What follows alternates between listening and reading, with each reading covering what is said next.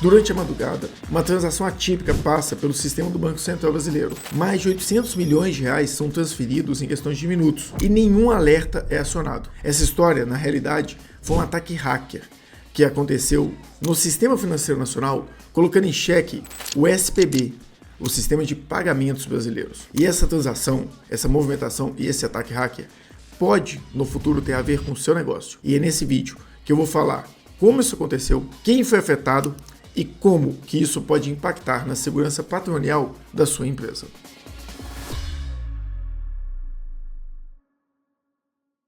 Antes de entendermos o Sistema Nacional Financeiro Brasileiro, entendermos toda essa estrutura, a gente precisa voltar e entender um pouco como funciona essas instituições, quais são os tipos de instituições que existem no Brasil e quais são as formas de que essas instituições se relacionam com a sua empresa. Um caso bom de entender é o caso do Nubank. Eu não sei se você já pesquisou, mas por trás do boom do Nubank, por trás da ideia mirabolante, da ideia fantástica do Nubank, existe uma situação um pouco peculiar. Até a criação do Nubank no Brasil, não existia a possibilidade de ter uma instituição, um meio de pagamento que não estivesse relacionada ao Sistema Financeiro Nacional como um banco. Em outubro de 2013, surgiu uma legislação, meio que de última hora, que aprovava a metodologia, a forma societária, o modelo, financeiro dentro do Sistema Nacional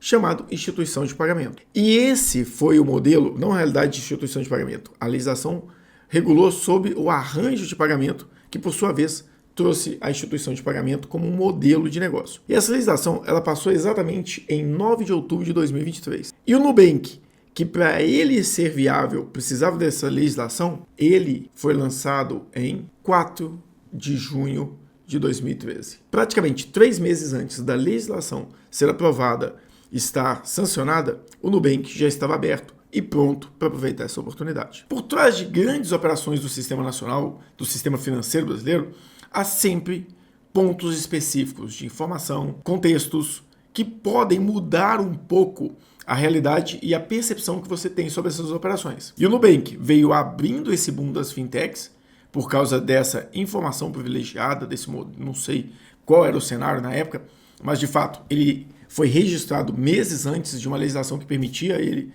funcionar. Isso não é a primeira vez que acontece.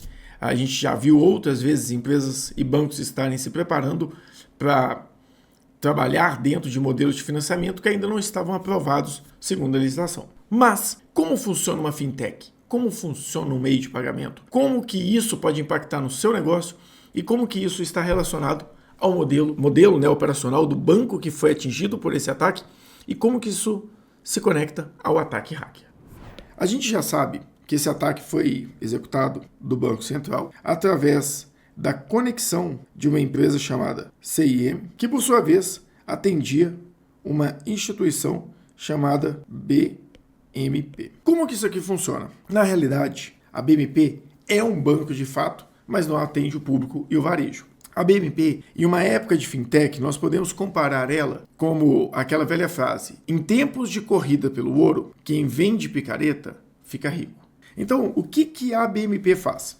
A BMP ela entrou no mercado se regulando como um banco, então tem toda a regulamentação, toda a parte de compliance, todo o SPI, ou seja, ela se conectou ao Sistema Financeiro Nacional, ao SFN, de uma forma estruturada como um modelo de banco de fato. Ela é um banco, porém ela não vende para o varejo, ela vende banco no modelo as a service. Você tem uma empresa e você gostaria de ter a possibilidade de oferecer para os seus clientes pagamentos, recebimentos, uma conta bancária, porque você gerencia parte do fluxo dele. Porém, você não está pronto para toda a regulamentação do Sistema Financeiro Nacional Brasileiro, que inclusive é um dos mais sofisticados e um dos mais completos do mundo. Você, por exemplo, Conta Azul, faz o seguinte: eu preciso me conectar com o banco, porque eu quero oferecer para o meu cliente que executa boleto e abre boleto por dentro da minha operação, que ele receba isso no meu banco, eu pegue o spread dessa operação e a partir disso eu posso ter um pouco mais de rentabilidade.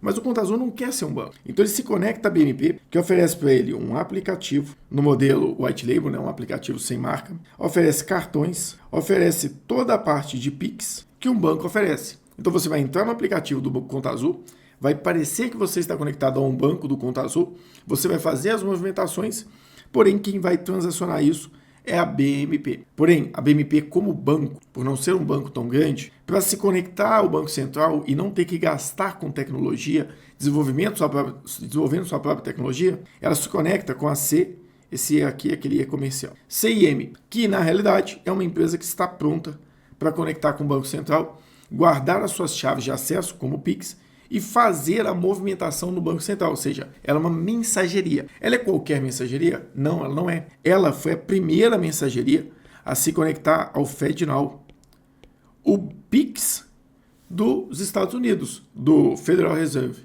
Então, ela foi a primeira empresa a se conectar lá, tem várias outras, mas ela fez parte do desenvolvimento do modelo de Pix americano. Toda a estrutura aqui, você vai entender que a CIM, a empresa atacada, ela nada mais é do que uma mensageria. É aquela que conecta as empresas, os bancos menores, ao Banco Central e guarda as chaves para poder movimentar no Banco Central. O que foi atacado de fato e como isso pode ter a ver com o seu negócio? Quando isso aqui foi atacado, quando os hackers atacaram, na realidade, eles entraram dentro da CIM, então no modelo até não foi tão complexo, na realidade, eles pagaram 15 mil reais para um funcionário instalar aplicativos e passar senha para eles lá dentro da própria CIM. Inclusive é um senhor de 40 e poucos anos que começou a faculdade com 42, eu acho, e trabalhava como desenvolvedor júnior. Então, talvez até por isso que ele não tinha noção, ou pelo menos ele alega não ter noção do que ele estava fazendo. E agora, qual foi o dinheiro que de fato foi desviado dessas contas? As instituições financeiras, elas mantêm junto ao Banco Central uma conta chamada conta reserva. Essa conta reserva, na realidade, são contas de vários bancos. Então eu posso ter aqui um banco, por exemplo, como Itaú, que vai estar conectado a uma conta reserva. Eu posso ter um BB, Banco do Brasil, né, que vai estar conectado a outra conta reserva. E eu tenho aqui também o próprio, na realidade, não está conectado aqui, o próprio BMP, que é um banco, a CEFC, que está conectado ao Banco Central e ele tem uma conta reserva lá. Então, quando um cliente, por exemplo, aí vamos colocar aqui, Conta Azul, conheço vários clientes meus, são usuários desse sistema. O cliente vai no app do Conta Azul e fala, transfere o dinheiro para a conta X, por exemplo, do Banco do Brasil. O que ele faz? Ele entra nesse aplicativo, mas ele está rodando dentro da estrutura do BMP, que é um banco. E a gente vai falar um pouco sobre o tamanho dele. Quando ele faz isso, o BMP, para mandar esse dinheiro rapidamente para dentro do Banco do Brasil, ele não pega a conta necessariamente do Carlos ou a conta dele. Ele vai dentro das contas de reserva, da conta dele de reserva, e fala para o Banco Central. Transfere para dentro do Banco do Brasil esse valor. E hoje dinheiro é uma questão muito digital. Então, ele é transferido rapidamente, sem precisar de demora, e por isso que o sistema do Pix é tão rápido. Então, nessa estrutura, até ficou um pouco fora aqui, mas dá para entender. Nessa estrutura aqui, eu tenho o João pedindo para transferir um dinheiro dele que está no Conta Azul, que por sua vez não é um banco, na realidade ele está usando a estrutura do BMP, e no caso do Conta Azul, ele usa o Yugo, só para sinalizar, ele não é realmente um banco, ele usa a estrutura do Yugo. Estou simulando aqui como se fosse o BMP. O BMP, por sua vez, avisa a CMN e fala, CMN, manda essa mensagem para dentro do Banco Central.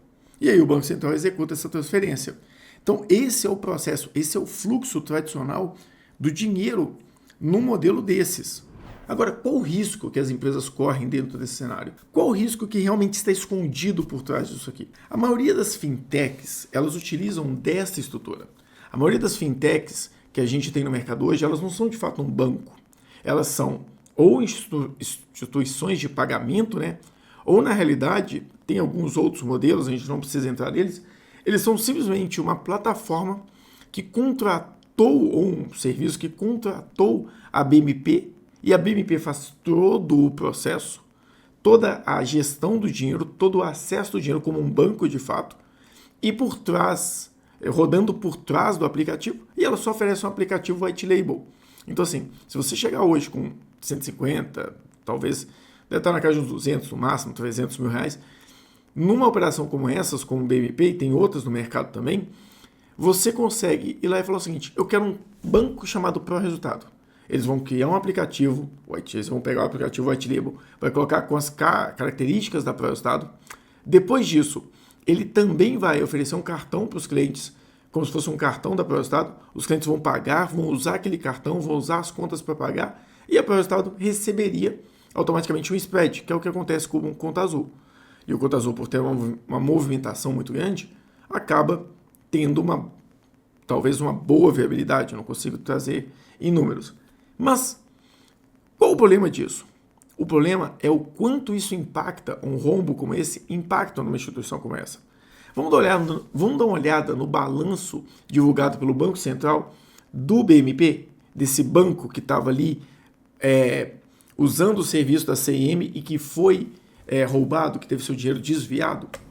Se você vem aqui nesse documento, esse documento é do Banco Central, eu baixei ele hoje, você tem aqui a BMP lá em dezembro com uma operação, um total de ativo, de 3 bilhões de reais. E quando você vem aqui dentro da operação dele e vai ver o patrimônio líquido desse banco, ele é de 218 milhões de reais. Quando você avalia qual é a receita operacional dele, eu não tenho certeza, eu acredito que essa seja uma receita anual, não mensal, mas pode ser mensal, não tenho como afirmar isso para vocês. Poderia afirmar, eu poderia tirar vários durante o ano e validado se estava acrescentando mesmo o faturamento, mas achei desnecessário, não é essa informação que eu quero trazer para vocês. Mas aqui a gente tem 452 milhões de reais de receita contra 350 milhões de gastos, ou seja, um lucro médio ali de 100 milhões de reais por ano. Acredito que seja por ano, visto que o PL da empresa é tão baixo. Então, quando eu olho aqui o patrimônio líquido da empresa, eu estou falando de uma empresa que tem um patrimônio líquido de 218 milhões de reais. E quando eu falo da conta de reserva, que foi a conta que foi acessada, essa conta ela não refere-se somente a dinheiro do banco, refere-se também a dinheiro de correntistas. Não é todo o dinheiro de correntista que está nessa conta de reserva. Parte do dinheiro dos correntistas deve ser aplicado no depósito compulsório, que é obrigatório. Parte pode estar sendo direcionada a empréstimos que o próprio BMP está fazendo. E aí tem toda a questão do índice de Basileia. E o restante ele pode estar usando nessa conta de reserva. Mas se esse dinheiro que foi desviado não é dinheiro do próprio BMP, e provavelmente não seja, porque ele tem um PL muito baixo, ele está falando de um PL assim de 218 milhões de reais, baixo em relação ao prejuízo que é mais de 400 milhões só do BMP. Então, nesse caso aqui, a gente já consegue visualizar o risco de uma operação dessa não ser sustentável. Claro, no Brasil o banco é muito bem regulamentado, tem muito seguro, pode ter um resseguro aqui desse dinheiro, então um seguro de 400 milhões muito provavelmente vai estar numa resseguradora, como a IRBR, por mais que está ruim na bolsa, ainda é uma das grandes resseguradoras, ou seja, aquela empresa que faz seguro para seguradoras. Então, quando você avalia isso aqui, você está falando de uma operação que está dando mais ou menos 100 milhões de lucro. Se ele perdeu 400, ele perdeu 4 anos de lucro aqui dentro. Então, isso é extremamente impactante. E para você ter uma ideia do tamanho dessas operações, se você vem aqui e abre o banco, quer ver? Tem aqui o Mercado Livre, o Mercado Pago. Vamos pegar o Mercado Pago como banco. Olha o tamanho do PL do Mercado Pago, 4 bilhões de reais. E aí você dá para ter uma noção do porte do banco BMP para esses bancos. Tá, e aí vem a pergunta, o que de fato isso impacta no dia a dia do meu negócio? O que de fato isso pode colocar em risco as empresas? Eu vou dar um exemplo. Se você usa, por exemplo, uma empresa como o Conta Azul para receber seu dinheiro e você deixa ele dentro do Conta Azul e não movimenta para o seu banco principal, esse dinheiro está em uma dessas fintechs, que não é um banco, que usa um banco terceirizado como o próprio Yugo. O Yugo eu não tenho certeza se ele é um banco ou se ele ainda terceiriza para mais um. Se você vai nessas pequenas ferramentas de sistemas financeiro, essas operações, por exemplo, como essas empresas de tecnologia como a iFood, que deposita o dinheiro numa conta deles, isso tudo pode estar sendo transacionado dentro de empresas como essa, como a BMP, que na realidade tem uma movimentação muito grande. Eu acho que a BMP já está na casa dos 18 bilhões de transação por mês, porém a capacidade dela remuneratória sobre fraudes é muito pequena por causa do tamanho do PL dela. Ter um valor significativo dentro dessas empresas pode ser inviável. E é um risco muito grande também para as fintechs, que utilizam dessas empresas para depositar todo o dinheiro dos clientes delas. Então, se acontece alguma coisa com a BMP, por exemplo, hoje, por causa desse problema com a CIM, e ela não tem mais a capacidade de liquidação daqueles valores, os clientes dos clientes dela estarão correndo em risco. Então, por exemplo, se o Conta Azul fosse uma empresa que tivesse lá, se por exemplo o meu RP hoje tivesse usando uma empresa dessa para receber o dinheiro e eu tivesse com um valor significativo lá dentro e a BMP não conseguisse arcar com esse custo, o meu dinheiro poderia ser acessado. Tudo bem, o Brasil, como eu falo, tem uma regulamentação muito forte sobre bancos. Então, a segurança é muito maior porque tem toda a reserva, tem o depósito compulsório, tem N cenários, o índice Basileia não deixa um banco ficar muito endividado, mas o risco, sim, ocorre. E você pode comparar esse risco com a bolha das .coms lá em 2008 e a bolha também imobiliária que aconteceu nos Estados Unidos. Muitas empresas estavam apresentando um valor acima da média sem ter um lastro diante delas, então qualquer empresa.com acabava tendo uma valorização muito grande na Bolsa de Valores. A gente teve a crise logo em seguida imobiliária americana, que os bancos estavam extremamente alavancados por causa já do conceito anterior da bolha da .com. E ainda tinha todo aquele modelo americano de fomentar sempre a comercialização. Então eu comprava uma casa hoje por 100 mil, amanhã ela estava por 150, eu vendia ela por 150, quem comprou de mim por 150, via uma nova oportunidade, vendia por 200, outra pessoa vendia essa casa por 250 e depois, quando chegava lá na frente, tinha um banco financiando ela por 300 mil. Porém, há um ano atrás, ela tinha sido negociada, 2 anos atrás, por 100 mil dólares. Na hora que a pessoa que comprou ela por 300 mil não consegue pagar e devolve ela para o banco, e vem uma devolução muito grande de casas e apartamentos naquela época, quando o banco vai para o mercado vender, aquele imóvel tinha voltado para 100 mil, mas ele já tinha financiado ele por 300 para alguém lá no final. Então, automaticamente, o risco do banco não conseguir arcar com aquelas despesas, e aconteceu isso, vários bancos faliram, e isso pode colocar em risco o dinheiro do seu negócio, não é um risco pequeno, é um risco existente de fato. Então, o que eu quis fazer aqui? Mostrar para vocês todo o conceito desse processo, como funciona toda essa máquina, desde a parte relacionada a ter a instituição de pagamento, ter as pequenas instituições de pagamentos, estarem conectadas a um banco estruturado como a CMP, né? Isso está conectado a serviços como a CIM, a BMP, né? O banco BMP, está conectado à CIM, e a CIM não é qualquer empresa, igual eu falei, ela está conectada ao FedNow, né? Ao Federal Reserve americano. Isso tudo, toda essa estrutura conectada ao Banco Central, para você poder entender que quando você se conecta a qualquer banco aqui embaixo, qualquer empresa e deixa seu dinheiro lá, sim, existe um risco e você tem que mitigá-lo.